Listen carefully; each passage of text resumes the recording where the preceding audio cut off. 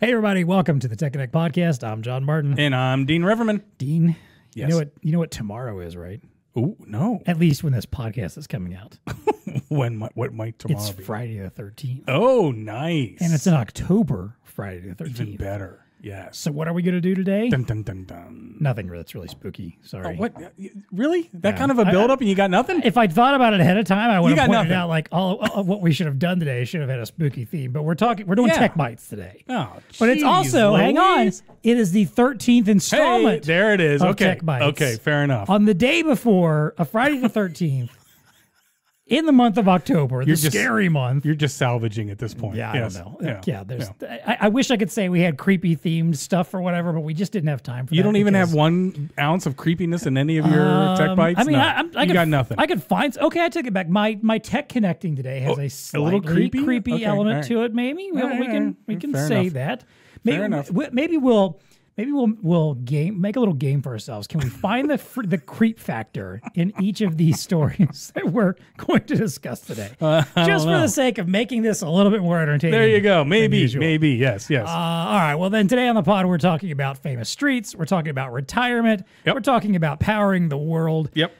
Countries, the ranking countries, oldest and youngest states. Yep. Fun facts about Google. Nice. And then we'll get into our usual what's TEConnecting with us. Hey, I like it. Yeah. We got some stuff to talk about. Yeah, we got good Fill stuff. up the water all the cooler. good stuff for your virtual water cooler or telling a spooky story over a campfire about the oldest and youngest states. Woo! It's time to plug in and get connected. Welcome to the TEConnect podcast. It's time to get connected.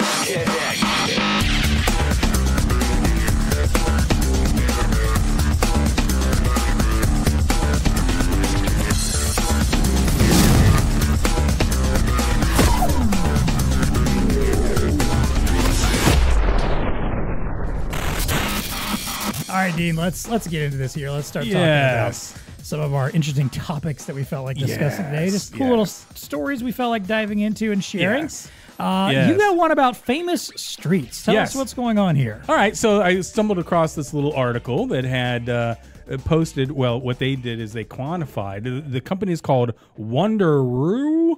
I love the name of this this company. Wanderoo came up with their official Why do I feel like you ranking. butchered that somehow? Nah, I probably did.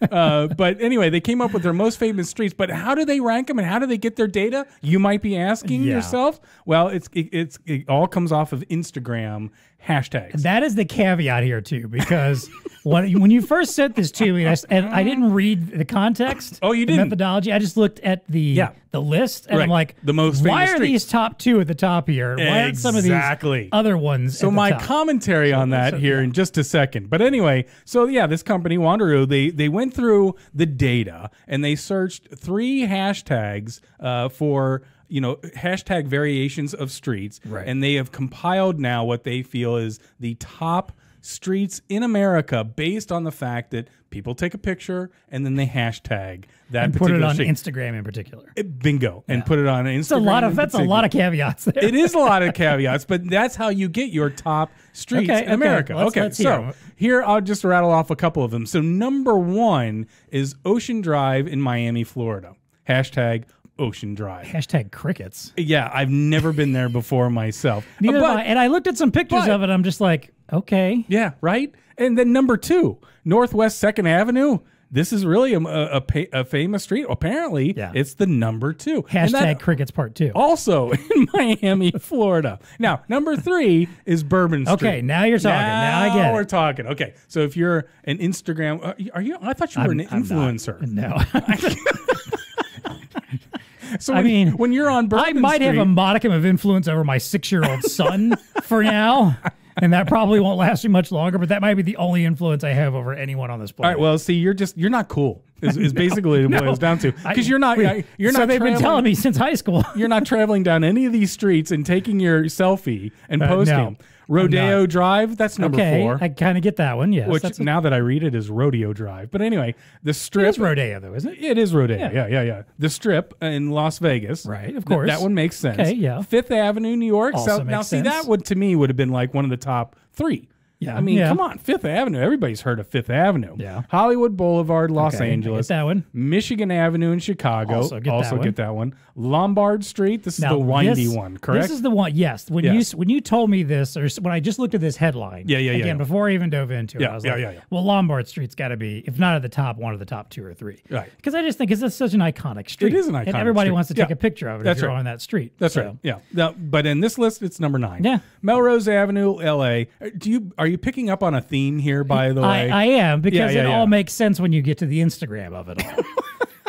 The type of folks that are going to be routinely taking pictures, probably lots of selfies. Bingo. Okay, so that's where I'm at. That was my commentary. You go down this whole list of top 20, not a single street. There's one street in what I would call middle America, and that's Beale Street, Memphis, Tennessee. Okay. Which is number 14. But Beale Street is pretty famous. I mean, I don't know why Vine Street in Cincinnati is not on here, but whatever, But if you're from Cincinnati, you know Vine Street. That's a good point. You know Vine Street. So only the vain, I believe, are the ones that are making this list happen. Because what else would you do, I guess, if you're in South Beach, Miami, Florida? You're taking a selfie of yourself and you're hashtagging Ocean Drive. Yeah. Like this is some status, I guess, right? Like you've made it, right? Yeah. You've made it if you can take a selfie on Ocean Drive. We probably have listeners in Florida or Miami that are sitting here going like, you idiots. You don't know anything about Miami.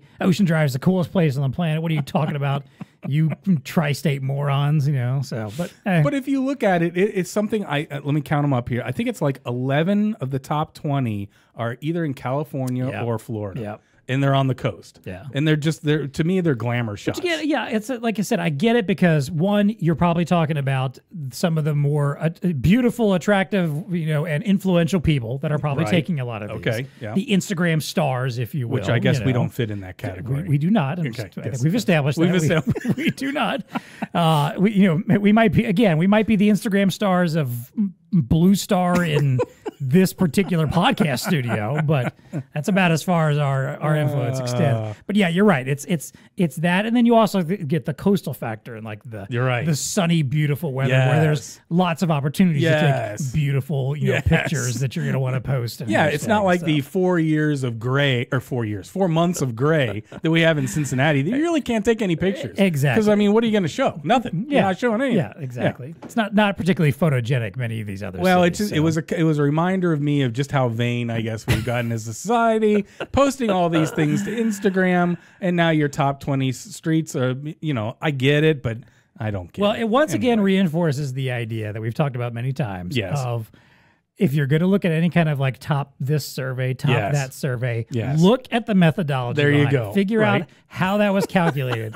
Because I could see, a business like on Ocean Drive being like, come to us. We're on the most famous street in the U.S. in the United States. And then in a little, small font at the bottom, according to Instagram, blah, blah, blah, blah. And you're like, Northwest 2nd Avenue? What? Yeah, exactly. Like, the data can be manipulated any way you feel like to make things. Again, like I said, we could call ourselves the most famous Instagrammers in Northern Kentucky. There you go. We could say at this moment in this podcast studio and working for BlueStar. We can make that claim. Yeah. Yeah, that's bold. Yeah. We just put all that in a little font, but highlight at the top, most popular Instagram influencers in Northern Kentucky. Even though I don't know about you, but I'm not on Instagram. No. And you're not. Okay, no, but still. Yeah. I mean, Marco, you on Instagram? Okay, he's not either. So we have no competition in this room. We can claim whatever we want. All right. Absolutely. All right, so what are we doing? We got attitudes towards let's retirement? Shift gears and talk about something that those of us that aren't taking beautiful Instagram pictures on coastal cities are concerned about, which is how are we going to retire or are we going to retire? Yeah, good. So some recent polls and reports have come out about about retirement and Americans' particular attitudes towards retirement in general, and let's just say they're not particularly great. Which I mean, I suppose I'm not too surprised by that. I think a lot of us, no matter how how good we might feel about our jobs and about our income, still might have our concerns about being able to retire in a timely fashion or have enough money. So here's a couple interesting stats that came out of this that I'll rattle off here from some of these polls. 1 in 5 Americans think they'll never retire. Yep. Very depressing. Yep. Only half feel like they are actually able to save for retirement in any way. 36% of respondents expect to retire in a timely fashion, like when it's common to do it, 55 and over or whatever. Which I still think when you set that 55 and over mark, that's still feels very low. I'm like, that's very low. I'm not aiming for anything less than probably 65 before I'm going to have that 67. chance. And even then is unlikely, right? Right. Half of the people that responded work for employers that do not even offer retirement plans. 68% who have now. This is the good stat in all of this. I suppose, if you're going to find a silver lining, is that of those who have retired, 68% say they are content with their retirement. Oh, really? 60. Okay, well, so the most. That's a majority. Still not a lot necessarily. So, what are your thoughts on this? Or did any other stats in these articles stand out to you? Like, how do you feel about your retirement? Do you think you're going to get to retire on time? No, got enough saved? No. There's no retirement going on here. No, I got kids to put through college and stuff like that. Are you kidding me? Very depressing when you think about retirement. You can look for John and Dean on the TEConnect podcast until we're in our 80s. You know, like, exactly. I don't even understand this technology anymore. What is a AIML? I don't get it. That's gonna be us. We're going to be like, why are we listening to these guys? They don't even understand this stuff. Because they still need a paycheck. That's why. That's right. I was reading another stat, though, that the millennials are actually better than any other generation at saving. Yes. They've had a lot of time to look at the rest of us and see how badly we've screwed up, you know? Yeah. So there's a little glimmer of hope there. Yes. I don't know. Retirement is one of those things where I think that I don't know that people have the right goal in mind when it comes to retirement, like, enjoying those years or giving back, as a part of retirement and stuff like that. It's just like, it's this goal you seek, and there's like a finish line, and then what? Yeah. Do you go fishing or you go play golf for the rest of your life? That is a good point, because I feel like there's been this attitude like painted about retirement, probably going back to like the boomer generation, I suppose, that have made it kind of feel like it's something you achieve when you get to the end of your days working, and you just you stop working, all your cares have gone away, you don't have a bill to worry about, and you can go travel the world and golf all day or take up whatever weird hobby you've got. But see, part of that's societal. I mean, we've established on this podcast how hardworking Americans are compared to the rest of the world. We don't take time off. We don't really know how to enjoy the fruits of life. And so why would that be any surprise when you get to retirement? It's like, I don't know what to do. Exactly. The only thing I know how to do is go to work. Yeah. So now, I for one, like I am very much of the I would love to retire. I'd love to look forward to that. I could find plenty of ways to fill my, because you hear that from some people, like they retire and they go, I don't know what to do myself, and they end up kind of wasting away. I think I'll figure it out. I'm like, no, I'm pretty sure I can find stuff to do. Even if I don't have a lot of money to do it with, I'm pretty sure I can keep myself busy. Marco's going to be a woodworker. I know that for sure. There you go. Yep. See, he already knows. Yep.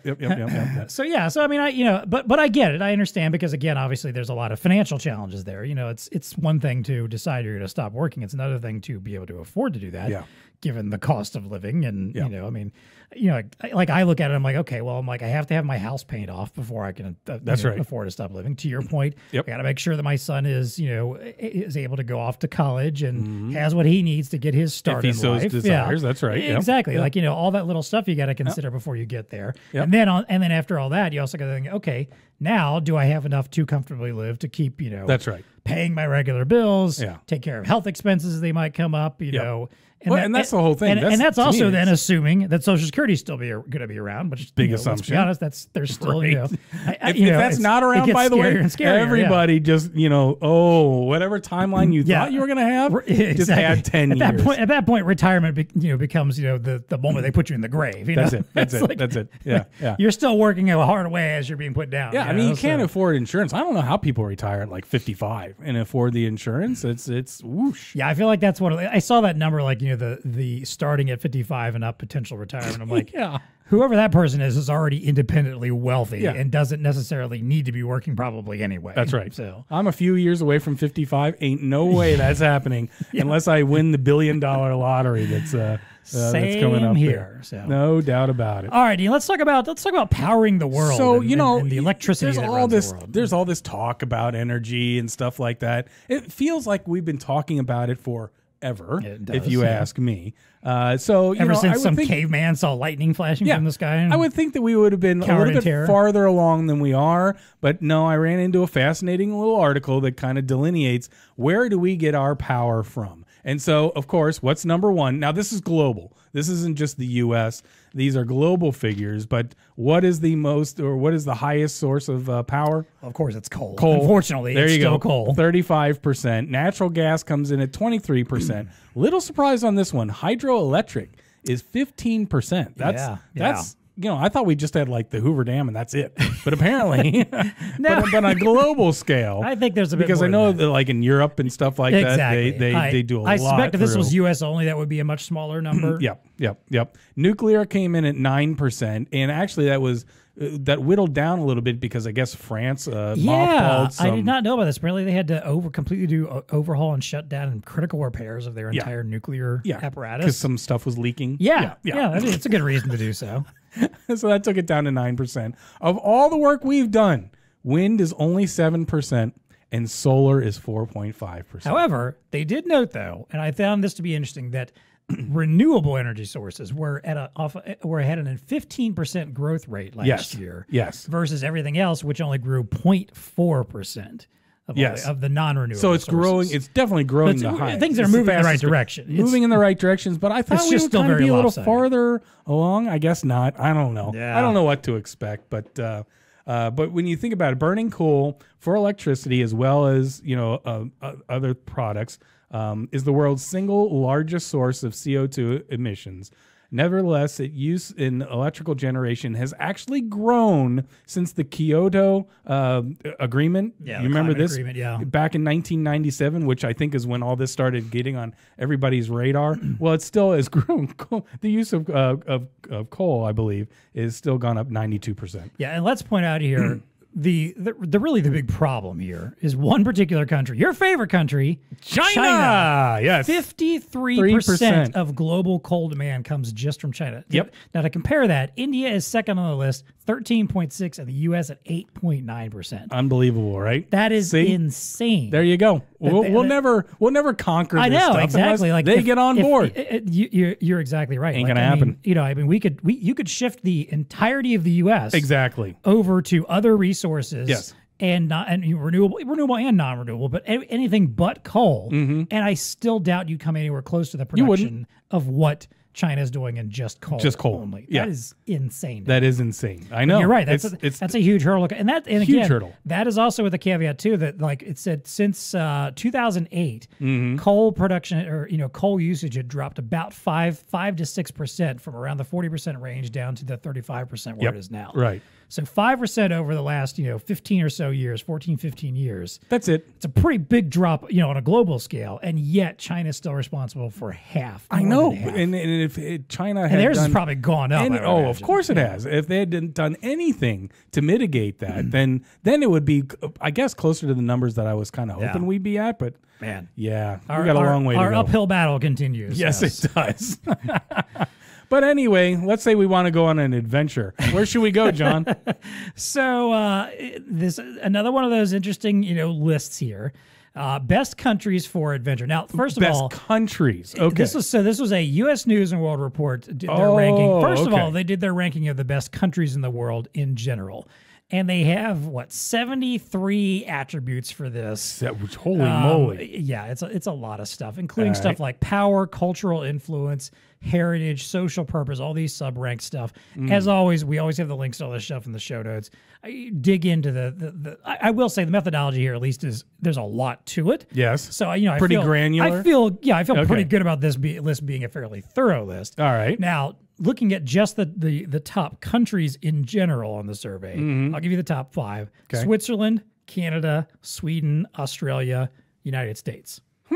Okay. Honestly, I'm kind of surprised the U.S. is that high. These are especially when those you are compare, the top countries. Is that what you just like said? Based on this 73 survey, attributes, overall attributes or whatever. All right. The highest ranking countries in the world. Okay. Now, But this particular article I found on Thrillist also decided to pull out in particular. There's one of the segments was one of the methodology segments was adventures. Ooh, adventures. So which countries are high on an adventure scale where you can go and have fun adventures. Yes. So they broke that out into its own top 10 list. Here is that list now: Brazil. What? Italy. What? Gene, you were just in Italy. Did you have an just in adventure Italy. while you were there? Well, no, I wouldn't think of going to Italy for an adventurous thing. Go on. Well, apparently you weren't in the right part of it. Apparently I wasn't, no. Greece, Spain, Thailand, Portugal, New Zealand. I get New Zealand. Yeah, I can. Australia, Mexico, What? and Costa Rica. Those are the Wow. top 10 most adventures. This says this ranking was determined by equally weighing 6 attributes: friendly, fun, good for tourism, pleasant climate, scenic, and sexy. Wait, what was the last one there? Sexy. So your country's That's an attribute. your country's got to be sexy. So Brazil, this list. Brazil is friendly, fun, good for tourism, pleasant climate, scenic, and sexy. Okay, fair enough. Yeah. All right. Okay, I can see gotcha. all that. Now this makes sense. Yeah. Italy, okay, yeah. Greece, got it. Spain, got it. You are strictly thinking the sexy factor right now, aren't you? Absolutely. Well, We're all doing it. We're all thinking like, oh, that is yeah, so subjective beautiful right Brazilians, there. Yes. lovely Italians, Lovely Italian. and Oh, Greeks. Mediterranean. Oh, yeah, Yes. yeah. Okay, yeah, I get it. Spanish. Oh, yeah, okay. No, I get it. Yeah. I have a feeling it's weighed pretty heavily on that end of the particular man. scale. And you'll note that's why maybe the U.S. isn't in the top 10. Clearly there. not. What happened to Canada off the list? They got dinged I for love that our in the Canadian climate, friends. probably, though, you know. Oh, man. Because I'm sure they ranked high on the friendly part of things there up there in Yes, Canada. And the yes. scenic, come on, you know, like scenery. But okay, so yeah, thought that was an interesting way to break out, you know, like instead of just looking at just a broad overall, what are the best, you know, like let's break it out into some of these categories. I would love to dig through this data and like figure out what some of the other tops were for just some specific other, you know, breakdowns. No of, doubt, you know, like yeah. Which has the best culture, which has the best, you know, XYZ or whatever. So there could be some interesting stuff. But getting there. back to the first list, so the first list was like top countries, right? Right, just the overall. Just when you factor overall. all of these, you know, perceptions together, whatever, of 87 countries. They surveyed more than 17,000 global citizens. 10 sub-rankings, like I said, that included the power, global influence, or cultural influence, heritage, social purpose. Obviously, adventure was part of it, stuff like that. So, Yep. And Switzerland was number one. Switzerland was number one. Have you ever been to Switzerland? I have not. Oh, my gosh. Dean, here's the sad thing. I've been to Canada and I've been to the Bahamas and the Dominican. That's been it. All right. Well, And two of you those lived three have happened since I've been working here at BlueStar and went for Vortex. You lived in Colorado, though. Well, yeah. So you know about but I'm mountains. not out of, yeah, but I'm not out, it's not out of the country. Yes, I know about mountains. though. Well, Switzerland is that. But, Okay. So it's I can very get by that. beautiful. That's part of what I love only about been there Colorado. once. It's gorgeous out there. So. Canada, number 2. I mean, you get like 100 miles into Canada, you are in wasteland. It's like it's just tundra. Well, again, like if you're just talking about the scenic part of it, Yeah. sure. Yeah, but you know, yeah, this yeah. is a broader, you know, spectrum. Hey, you know. I'm glad the U.S. showed up for number 5 because we've got a lot to offer. We do. When you think about it, we got mountains, we got whatever you like, we got. We do. From Alaska to, Hawaii. We do indeed. Unbelievable. So there you go. There's your best countries in the world and your Sexy. most adventurous and sexy countries. I love it. In the All world. right. All right, Dean, talk to me a little bit about getting back to state bound here. Let's talk about the ages of U.S. states. Yes. Well, no. So it's the so the this general was, ages. Yep. Yeah. So this was a little bit of a study that depicts which states have the oldest populations and the youngest populations, right? So they look at the total population and then they rank them by median age. Yep. What is the median age in that particular state? So have you looked at the list? I have, and once again, I Okay. would not have quite guessed. There's some of these. no way I would have guessed number 1, The youngest? being the youngest state. Okay, maybe when I think about it, maybe I can peg it. I don't know. So the spoiler alert, it's Utah. Utah is the youngest with a median age of 31.3. That's unbelievably I'm young. curious if you ask if it me. has anything to do with the Mormon population. Oh, pray tell, go on. What Well, do you I mean? just they 'cause kill I- off their old. Is that what you're saying? Like, if you're in the Well, we just lost all of our Mormon listeners. I'm so sorry. once you get to the age 50, you're out. you're excommunicated. I think maybe it does potentially draw a younger crowd for one thing, and I think just in general maybe they just have more children, like larger families. And that one had me scratching my head. More young children. I guess one of these has to win. So let me give you the youngest one. So Utah's the youngest, right? District of Columbia.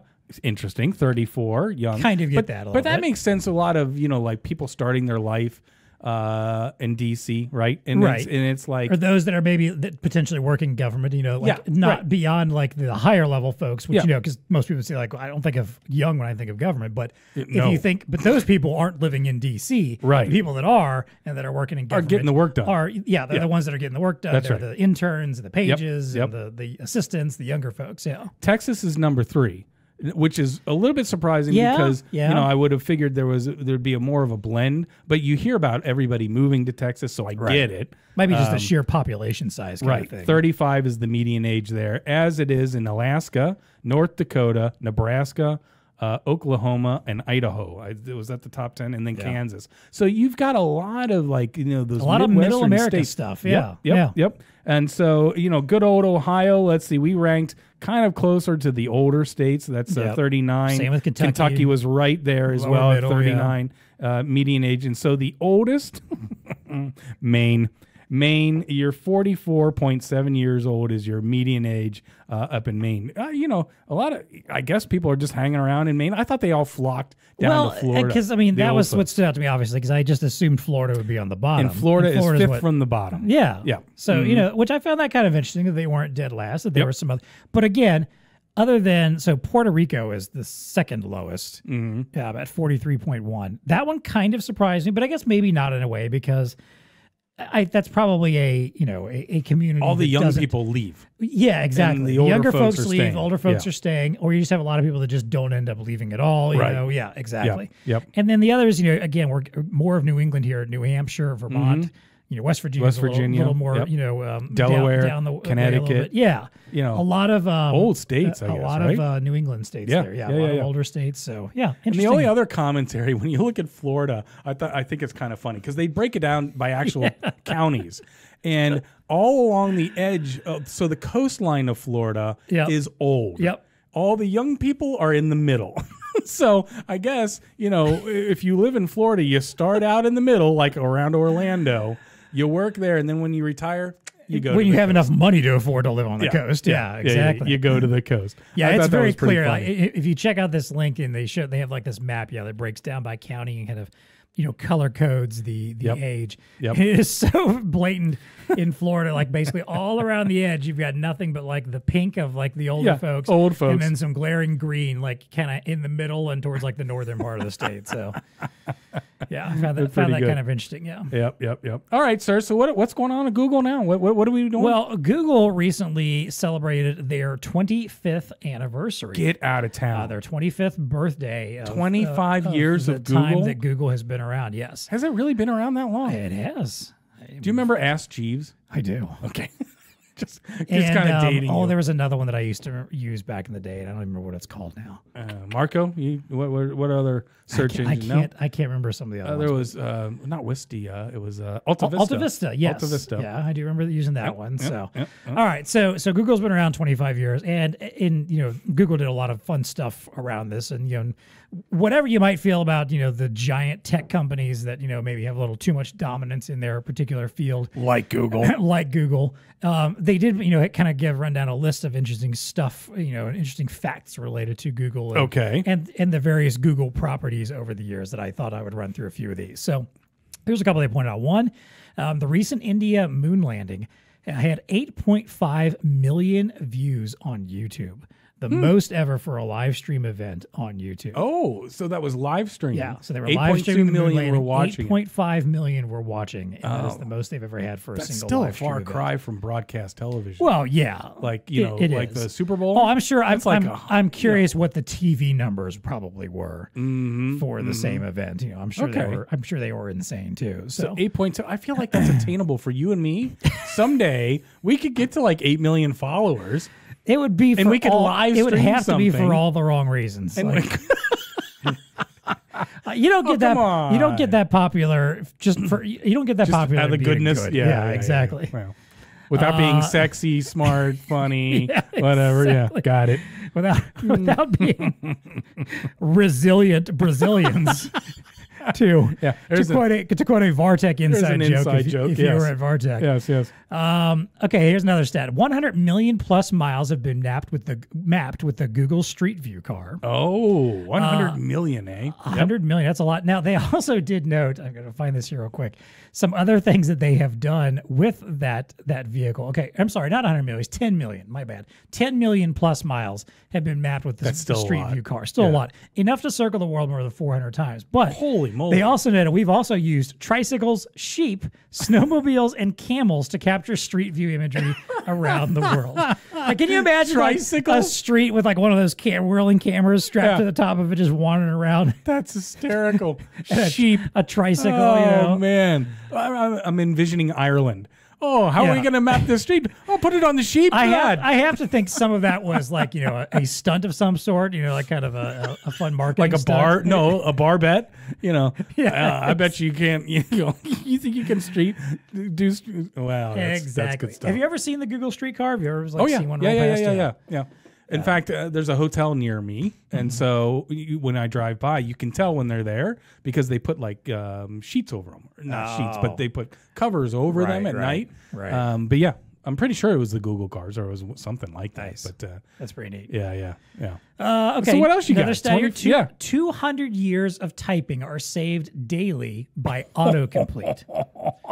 200 years worth of typing. So every time that you let autocomplete finish a Google search for you are saving a little bit of time. Now, in one day, all the people that allow that to happen is 200 years worth of typing time that they are not doing. I love quantified stuff like that. Isn't that insane? That's insane right there. Yeah. Another cool thing is that Google Assistant has a feature, which I'd never heard of this before. I don't really use Google Assistant, to be honest, called Hum to Search, where if you hum a tune, and it doesn't matter if you're on key or not, for anywhere from 10 to 15 seconds, it can pick up your tune and figure out what you're humming and tell you what I had no idea that existed. What that song is. Really? You're serious right now? I mean, like again, I haven't Google tried search it. bar, yeah. I haven't tried it, and I assume it's like the ultimate Shazam. Yeah, no doubt. Yeah.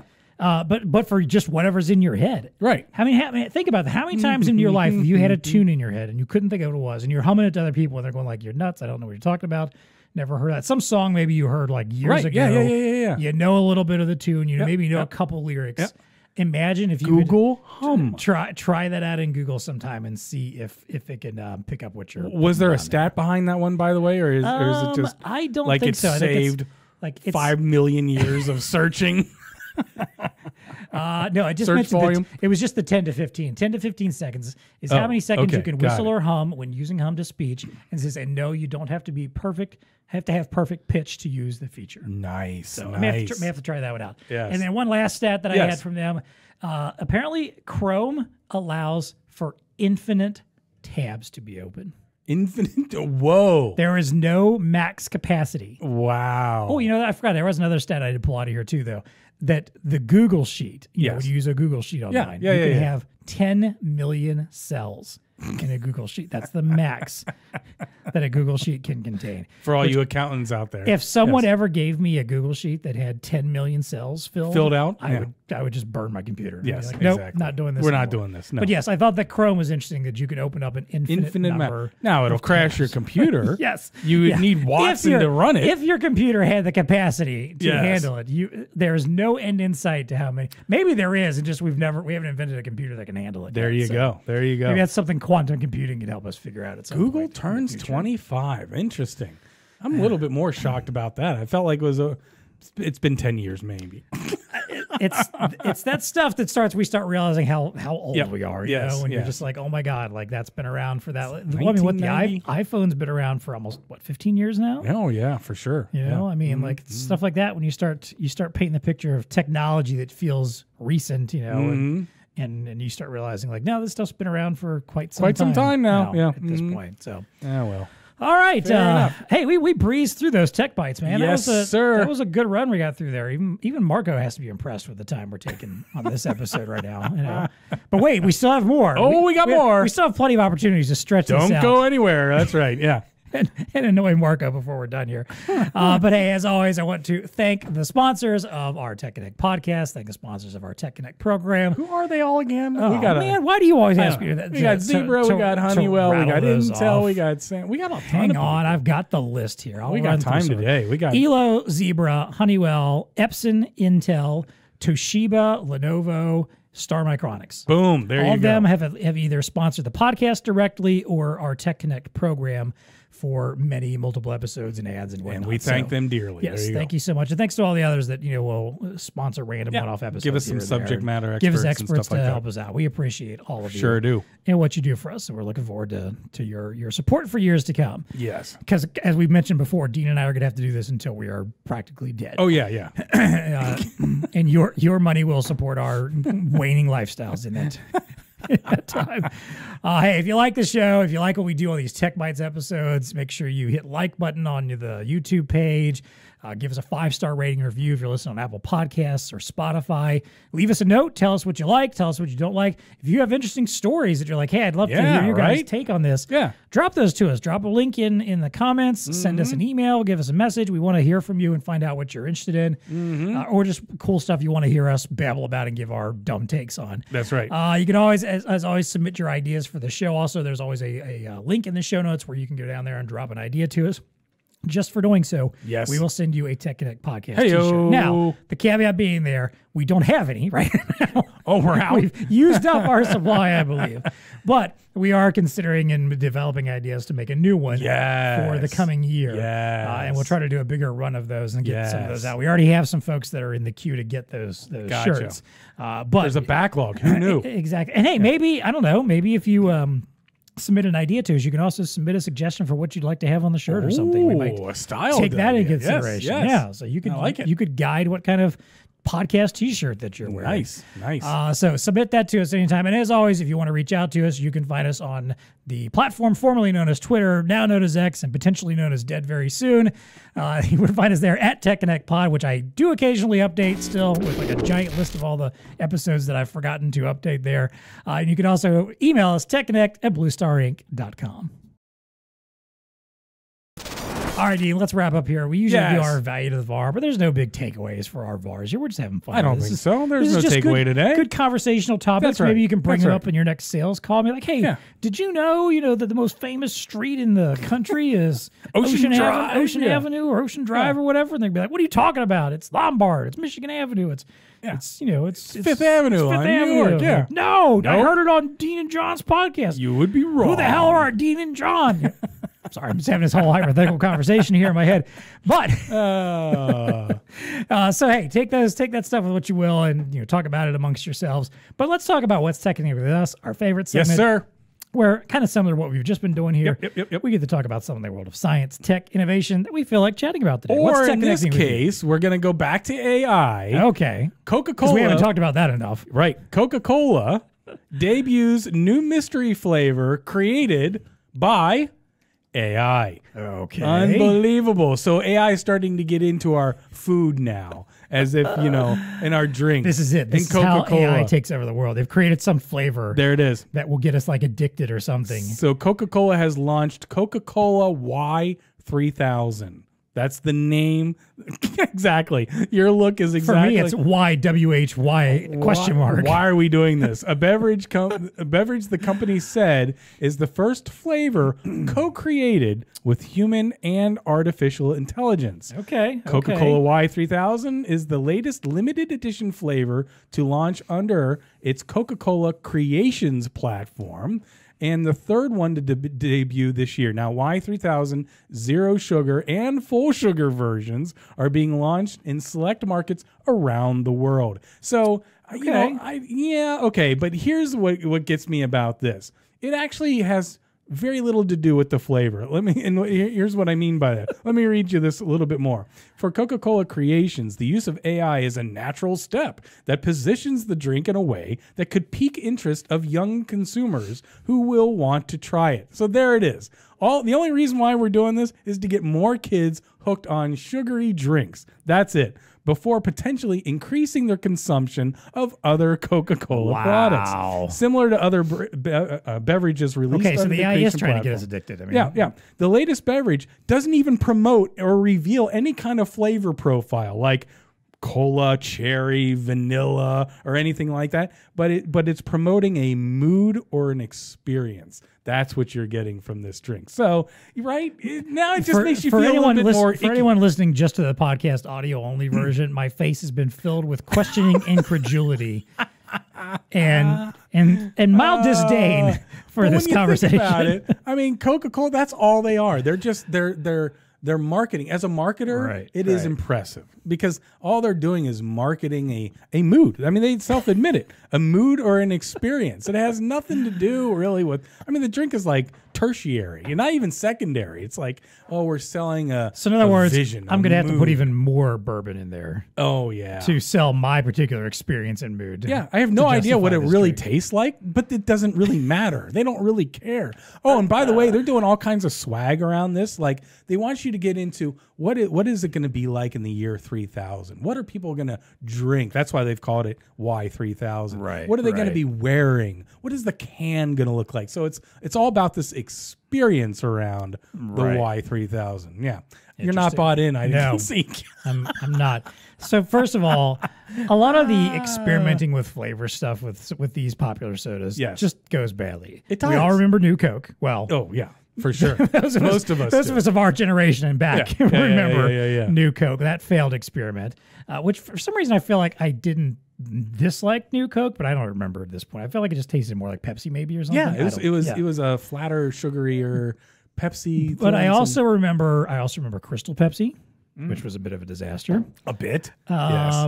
If you recall, just a few years back, Coke put out some kind of like Coke Dream or something like that, or a Dream flavor. Okay, yeah. And that was awful.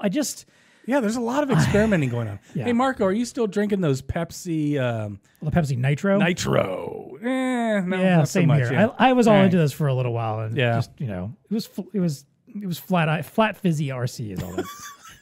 That's pretty much what that tasted like. Which I love. We just lost our sponsorship with Pepsi. Yeah. Because when I was younger, I would actually shake up my Pepsis to get them flat. I preferred them flat. Yeah. So I guess that drink was made for me, but and I didn't consume them. Yeah. There you go. But hey, all right, well, AI has brought us to I'm sure at some Y3000. point Marco will bring us a Y3000 in here. We'll try it out. And we need it. We need the AI version. Maybe we'll taste test it on a podcast. Fair enough. So what's TEConnecting with you, my man? All right. So okay, remember I promised I'd have something slightly creepy. Which, by the way, we didn't talk about the creep factor. Didn't. Hang on. Let's real quick. Let's look at some of our I don't know that there was a lot of creep factor here. Okay, the most famous streets. I mean, I don't know. Maybe you could have a spooky street like Nightmare on Elm Street. There you go. Why wasn't Elm Street on that list? Bingo. Retirement. Well, we're all going to be like zombies rising out of our graves to keep working. So there you go. There's that there one. You go. Powering the world. Fossil fuels. Fossils. Creepy, right? Creepy. Dinosaurs come out of the ground. Ugly. Bones. Yeah. Sure. Yeah. Adventures. I mean, you could go to like a haunted graveyard or something as an adventure. In Brazil. Yes. Oldest and youngest states. Oh, well, I mean, that'll have the most graveyards. The states with the most graveyards. Or frankly, the states with the most kids. That's always creepy too. It could be like children of the corn type kids. Yeah, absolutely. Especially in Utah. Maybe they're just all standing there. Hello, welcome to our state. And then Google, I don't know, go ahead and Google some other creepy stuff. Yeah, right? Okay. All right. We accomplished that mission. Fair enough. So, okay, apparently there was an earthquake in Morocco back in early September. It was 6.3 up in the mountains. And apparently a weird phenomena that occurred just before the earthquake started, where what are referred to as earthquake lights. Lights? Now, like L-I-T-E-S? L-I-G-H-T-S. Oh, lights. Okay, got it. Yes. Like the light version of an earthquake. Miller Lights. It's the low-calorie earthquake version. All right, so earthquake lights. That's your next flavor of Mountain Dew, earthquake light. All right. So these were actual apparently like bursts of light or kind of like flashes of light that came up from the ground. Get out of town. Just before and as the earthquake was beginning. Now, some people are kind of skeptical about these things, but apparently this is a known phenomenon that is very rare, but not unheard of. Okay. And not unstudied. but just hadn't really been quantified for quite, until in the last, like 100 years or so or whatever, when people have actually been able to get some photographic evidence of their existence. So now, to give you a caveat a little of what this is and how it potentially works, because scientists are actually a little bit baffled by this and don't quite know how this occurs. And plus, there's a lot of different form factors like sheet lightning, what are some of the other ones? Glowing balls, floating in the air, cold flames licking up ankle high, luminous objects described as fiery pillars. Right, this all sounds very biblical. Wow, yeah. So it says earthquakes generate mechanical stress for the Earth's crust as tectonic forces push plates together. Which makes sense. In the case of Morocco, this is the African plate moving north, colliding with the Eurasian plate. Okay. It's possible that the stress generates electric charge carriers that can move through the crust to create electric currents. And when those reach the surface, they ionize the air and create luminous phenomena similar to lightning. That makes sense. So it says the exact mechanism is still remains up for debate. And that given that also that the lights kind of, manifest in different ways, it could possibly be different things that are kind of producing them and different reactions that are producing them. But either way, apparently is a real thing. And there is this link that I'll put in the show notes as always, whatever, for this article. There's like a little Twitter bio or a Twitter, an X that was thrown out here or whatever that you can click on and see a little video like a. I was going to say we need video evidence. A security cam video, and it's distant. It's in a town, so it's because the earthquake happened in the mountains. Yeah. So, but you can see it off in the distance, and there's just random lights that kind of come up from the ground. That's kind of cool. Yeah. It just looks like lightning flashing from the ground. So if you ever see that, duck and cover. Yeah. So here's where that's how the animals know. That is a little creepy. It could be. Yeah. It is a little creepy, but it also reminded me of. Do you remember? Okay. The War of the Worlds. Yes. Now, either one, the H.G. Wells original novel version, or the Steven Spielberg film version that he did, maybe about 20 or so years ago, which was very, faithful to the book in the sense of how the aliens came to Earth. Yeah. Where there was already, ships in the ground, and the aliens rode the lightning down into the ground to get into their ships and then come up out of there. And it was kind of like an earthquake as they rose up out of the ground. Just made me think of that, like lightning shooting. Gotcha. Something coming out of the ground. Oh, so, exactly. Interesting. I like that one. Earthquake lights. And not the low calorie. Not the low calorie version. All right, that's what's TEConnect with us. That is also all the tech that we can bite off for this week. This is true. More than we can chew, as always. Until next time, you think about how you're never going to retire. Yes. Move to an older or younger state, depending on your preference. Take a selfie on a famous street. Take a selfie on a famous street. Send it in to us. Yeah. I don't care if it's your street. Send in your selfies of your favorite street. TEConnect at BlueStarInc.com. We'd love to see some of those. We'll throw them up maybe on a future episode. Bingo. And hey, try out the latest flavor Y3000 Coke that does or doesn't taste like anything. Who knows? And as always, folks, please stay connected.